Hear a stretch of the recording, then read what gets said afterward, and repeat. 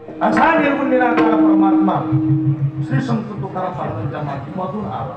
सवे तुकया मेला तिने गुणा आणिला, म्हणून तो देव गोकुळामध्ये आला. म्हणते नंदाची आवडी आधी चोरी केली रे, असा परमात्मा. म्हणून मला संशय येतो चोरी करायचा मग करायचं. त्याच देवाने या खोड्या कराव्या, चोरी करावी. भगवंताने अलौकिक लीला गोकुळामध्ये केल्या. सगळ्या गोपाळांना एकत्रित करायचं, चौरे नावाची संघटना केली आणि देव म्हणायचा बाबांनो, कधी कधी तुम्हाला मला घरी जर मिळत नसेल तर मागून खायचं. म्हणे मागूनही लोक देत नाही. म्हणे असं म्हणे हा आमच्याकडे असलेलं दही दूध ताकवून सगळं मथुरेला जातं, आमच्याकडे राहत नाही. पण आमच्याकडे एक नियम म्हणजे काय, बादली खंगाय खंगाय पैसा संगाय संगाय अख्खा गावले वाट्यानंतर थोडस बादली लटकेल होईल त्या पान काढून आम्ही 2 दिवस चहा पिले तवया इथलं बांधाय. म्हणे बापरे तुम्ही चांगलेच कंदू शकतो. मग म्हणे खरंच बाप म्हणे असं आहे का. म्हणून आपल्या तब्येती पडत नाही, सशक्त होत नाही, आपलाच माल मथुरेला जातो. म्हणजे सांगा सगळ्या लोकांना उद्यापासून कोणी मथुरेला दही दूध ताकवणी पाठवायची नाही. त्यांनी घरी कायदा करायला लावला. मायबाप म्हणे त्यांना ऐकू नका, तो आता जन्माला आला कंस आपल्याला सोडणार नाही, आपली परंपरा आहे पिढ्यानपिढ्या, त्याला आपलं दूध जाणारच. कृष्ण म्हणे या चांगला तापायला दिकरायला या काही पण करावं. पण आपल्याकडे एक नियम आहे म्हणे आपल्या सोसायटीचा. म्हणे काय नियम.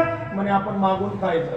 म्हणे मागे काय त्याने कमी काय, पण लोक मागून देत नव्हते. मग अजून एक कायदा आहे. म्हणे काय, मागून लोक देत नाही ना, मग आपण चोऱ्या करायच्या. म्हणे देवा तू देव आहे, तू चोरी करायला शिकवतो. तो म्हणे मास्तरनी शाळा शिकायला नाही, मी मास्तर आहे ना, मग माझा मास्तर व्हायचं नाही. म्हणे चालेल चोरी आणि मी म्हणे समजा सापडलो ते. म्हणे सापडणारच नाही एवढी अलौकिकता माझ्यामध्ये. परमात्म्याने चौऱ्या नावाची संघटना करायची. रोज कोणाच्या तरी घरी जायचं, दही दूध ताकलोने पोट भरून खायचं.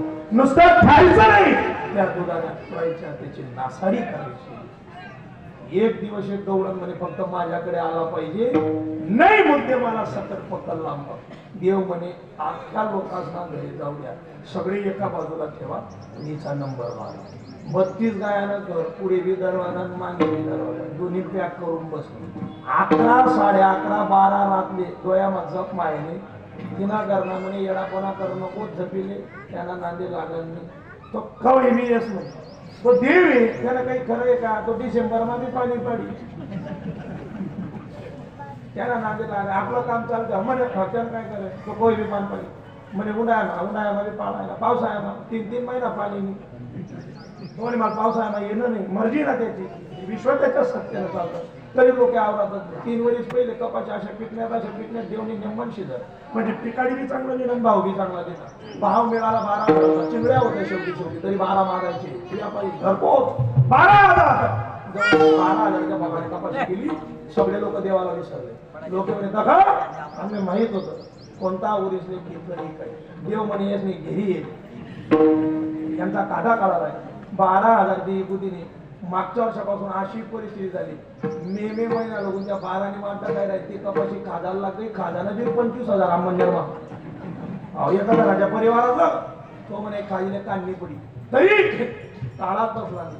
आणि या वर्षी सुद्धा तीच परिस्थिती, कारण शेतकऱ्याच्या हिताचं कोणी बोलणार नाही.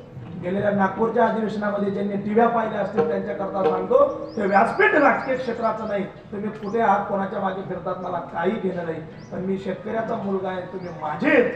याकरता मी नेहमी रोज सांगतो, तो माझ्या परिसरातला असो का तुमच्या परिसरातला असो, उभ्या महाराष्ट्राचा 288 आमदारांपैकी एकही आमदार शेतकऱ्यांच्या हिताचं त्या अधिवेशनात बोलला नाही.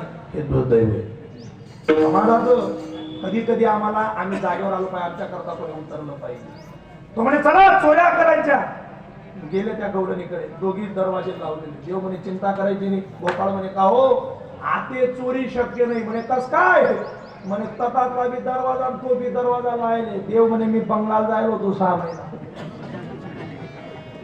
कुठे बंगाल, मी बंगालनी जादू शिकी येईल म्हणे कस काय. मी सांगितलं की डोळे लावायचे आणि उघड सांगितलं की उघडायचे. सगळ्या गोपाळांना म्हणे सज्ज झाले का. म्हणे सज्ज. तयार. म्हणे तयार. रेडी करा डोळे बंद. जसे डोळे बंद केले तसे या दाबावर म्हणे उघडा डोळ्या. अरे म्हणे आपण धाबावर येऊ म्हणे आता मध्ये कसं जायचं म्हणे सानस आहे ना ठीक आपली उतर म्हणे बेबू उतरा उतरा मामा तुला पण म्हणे माग डोळ्या लावा नका म्हणे आपण डोळ्या लावा लावले डोळे जसे डोळे तसे दूध घरा म्हणजे उघडा डोळे अरे बापरे डायरेक्ट समोर दूध आल्या होत्या गोपाळांना म्हणे का हो काय जादू कथाही शिकू आईच्या नाही काम उभे राहायचं काही लोक पडती उपाधी नाही कस काय नाही आपण तू त्यांना नांदे लागलो देव म्हणे पेंद्या आगाऊ पण करांनी पार्टी फोडांनी खावायला भेट राहिला ना आधे तू आधे चालतायचं म्हणे खायचं का म्हणे खायचं आक्रमण केली सुरुवात दही दूध ताक लोणी पोट भरून खाल्लं म्हणे खाल्लं का म्हणे हो पोट भरले का हो म्हणे बांधीला जाणार का म्हणे हो पिशा नाहीये बांधायला म्हणे ले बांधी म्हणे घेतलं बांधून म्हणे देवा आता वर कसं जायचं जसे आलो तसे डोळे बंद करायचे मी सांगितले की उघडायचे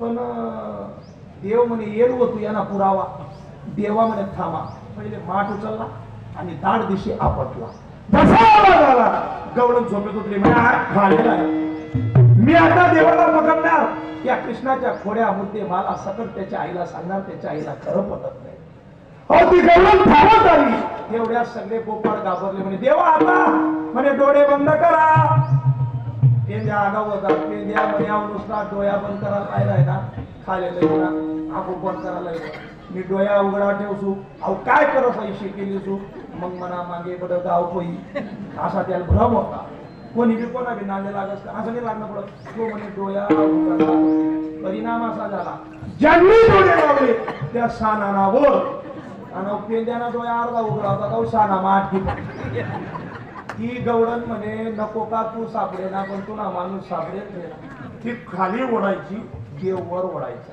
ती खाली ओढे देव त्याला वर ओढे सारामा कपडा फाटी गेला रक्त निघाला रडायला लागल्या तो म्हणे देवा काय बी कर शेवटली चूक होती माल वर का देव म्हणे सांग यांना नंतर मना नांदे लागशी का तो म्हणे म्हणे मागल्या पिढ्या लागणे तुम्ही मी कसाले लाग नाही लागा म्हणे देव बरं म्हणे नाही देव म्हणे नाही कधी नाही नाही नाही गो म्हणे बेकार काम शे तुझं फक्त एवढा गाव बाहेर लक्ष नाही देवा काढ रे एवढ्यांदा काय माझ्याजवळ खोड्यात होतो देव म्हणे मग एक काम कर तुझे बाहेर चांगलं सोपं पण तुझे पाय तिनं सोडले पाहिजेत म्हणे काय करू म्हणे पाणी आडवा पाणी जिरवा धरण सोडा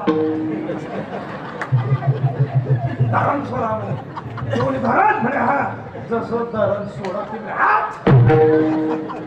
जवळ वर वळा त्याने तो म्हणे हाया ती मग तुला नांदी अशा किती खोड्या काय करायचा ते वस्त दड काढिले अंगणी बरी मुते चत्र पाणी रांगोळ्या काढलेल्या असायच्या तरी रंग न भरता त्याच्यावर मूत्र विसर्जन करायचा कितीतरी खोड्या कितीतरी एक गवळण म्हणते अहो याने तर आमचं चित्त सुद्धा हरपून नेले हरिने माझे कितीतरी खोड्या करायच्या आम्हाला समजत नाही आता कैसे जाऊ घरा हे बरा अशी अवस्था सगळ्या गवळींची झाली सगळ्या गवळी त्रासल्या काय करायचं परमात्मा दही दूध टाकलोनी खाऊन माठाची नासाडी करायचा दही उचलायचा सासूच्या तोंडाला लावायचा तीच दही सुनेच्याही तोंडाला लावायचा सासू उठली तिनं सून पाहिली तर सुनेला रागवायची आणि सुनेनं सासूच्या तोंडावर पाहिलं तर सासू ओरडायची अशा ओरडाओरडीमध्ये घरात भांडण लागायचं चित्त अस्ताव्यस्त झालं सगळ्या गवळणी म्हणे आता वेळ भरपूर झाला आता एवढा वेळ झालेला आहे 11 वाजून 4 मिनिटं झालेले आणि ह्या 4 मिनिटं बघा जड जातील त्यामुळे आता आपण लवकर आवरलं पाहिजे म्हणे कसं आवरलं पाहिजे म्हणे याच्या खोड्या थांबवायच्या असतील तर याच्या आईकडे मोर्चा नेला पाहिजे हमारी मागे मग मोर्चा काढल्याशिवाय काहीच होत नाही आपल्या इथे रडल्याशिवाय माय दूध पाजत नाही अशी म्हण आहे कशी म्हण आहे आपल्याकडे रडल्याशिवाय माय दूध पाजत नाही शासनाला जागा करण्याकरता मोर्चे काढावे लागतात निघाला मोर्चा सगळ्या गवळणी जमल्या अवघ्या मिळवणी गवळणी येते नंदाचे अंगणी सर्व नंद बाबाच्या अंगणात आल्या आणि मग सगळ्या गवळणींनी यशोदेला गाराणे सांगायला सुरुवात केली पतीची दाढी माझी वेणी दोहीची रात देवणी रात बाई नवना सुटे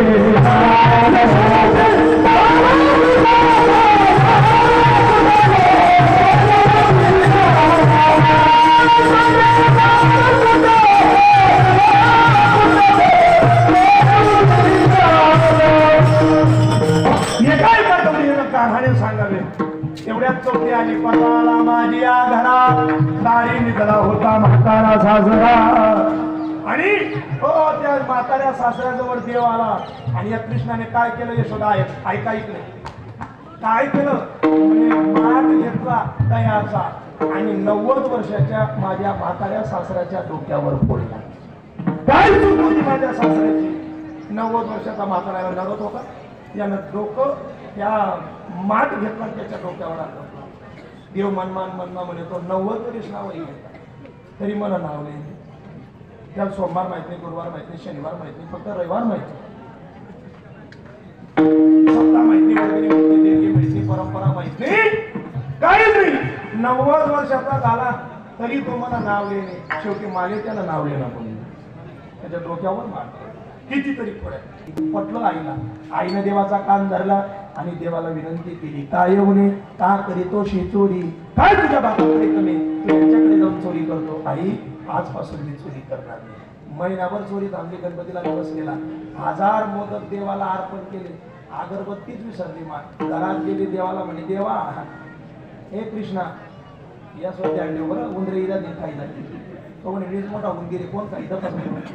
देव उभा गणपती बाप्पा समोर ते सिद्धिविनायका भद्रतुंड महाकाय सूर्यकोटी सर्व कार्य चालू का? हो गणपती बाप्पा आज तुमचा मान मोठा आहे. माझ्या आईने स्वतःच्या हाताने 4:30 वाजता उठून 1000 लाडून 1000 मोदक बनवले. का मी खोडी बंद करावी? मला माहित होतं मोकळा दिन गणपती तुमले म्हणमा मोदक मला भेटत नाही म्हणे. मी 1 महिना खोडी बंद केली आणि 9 आहे. मग तुम्ही 1 लाख खाशात का? गणपतीने दमदाटी कृष्णाची 1 लाख खाशात का? तुम नगर 2-4 पेटी घ्या. गणपतीने दमदाटी होती 2-4 पेटी घ्या. 1 लाख म्हणे नाही. जाऊ द्या पुन्हा माने खाऊन घ्या. गणपती म्हणतो का कुठला पुंडली कवर दे. गणपती 1000 मोदक ने 1000 म्हणे आता खावा घेतलं म्हणे. म्हणे आता तुमच्या पोटात एवढे लाडू गेलेले. आता ज्याच्या पोटात इतके लाडू इतके मोदक आहेत ना मग हाच गणपती आपण खायचा. देव म्हणे तुमच्या काय गणपती उचलला कोण टाकला. माय धावत आली. आई म्हणे का रे देव आई किती मोठी आहे तू. देवा शेत पुसे देव काय झाला? तू देवालाच विचारते देव कुठं गेला? तोंड वर केलं आ केलं आणि ब्रह्मांडाचं दर्शन यशोदेला घडलं. तेव्हा कळालं की माझ्या पोटी देव अवतारा. आपल्याकडे एक पद्धत आहे. पोरगा जास्त त्रास द्यायला लागला की आपण शाळेत टाकत असतो. कोणती? English medium. मराठी मीडियम पोरे मिळी राहणार. मराठी शाळेत पोर येत नाही. पण मला कौतुक वाटेल, अभिमान वाटेल. मी या गावामध्ये काल संध्याकाळी 5 वाजेपासून आलो की या गावाचं वैभव पाहिलं की या गावामध्ये धर्माला मानणारी लोक आहेत म्हणून गोड मंदिरं तुम्ही केलेली. शहरातल्या मंदिरांना लाजवतील असे मंदिर आहेत तुमच्या गावामध्ये. आणि एक नेहमी सांगतो मी ज्या गावना मंदिरे चांगला त्या गावना लोके चांगला. म्हणजे त्या गावात जर पाहुणे आले पाहायला त्याची मंदिरे टाकाटक करली ना या लोके दान धर्म करायला वर येत बुवा त्या गावमा पोर देवाले खरंय ना. आमना जे महादेव मारुती बांधायला होता आणि आमना पाहुणा फाटावरून पैसा मी कायदा काळा आला तर पहिले मंदिरे बांधणार पडतील का बं. म्हणजे या मंदिरे सोडणं जर पडत त्या लोक म्हणतात या गावात पैसा राहता ते मंदिरे बांधावतात नाही का? मग त्याच्याकरता मंदिर काय मंदिराचे गाव आदिशक्ती भवानी आईचं मंदिर आहे. त्या कोपऱ्याला सप्तशृंगी आईचं मंदिर आहे. महादेवाचं मंदिर आहे. वा वा वा मारुतीचं मंदिर आहे. आमना देव देवाराम आहेत मध्ये चांगलं आहे. आणि पहा मंदिरं झालेच पाहिजे.